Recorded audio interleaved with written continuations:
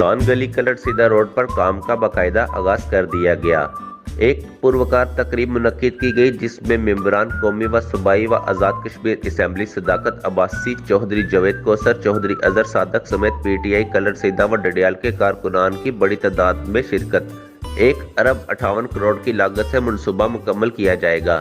چودھری پرویز الہی وزیر اعلیٰ پنجاب کی خصوصی ہدایت پر محکمہ شاہراہ پنجاب نے آج سے کام کا آغاز شروع کر دیا۔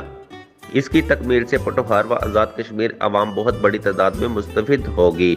سی ای او ادراک نیوز راجہ سکندر رحمان، ڈڈیال، آزاد کشمیر۔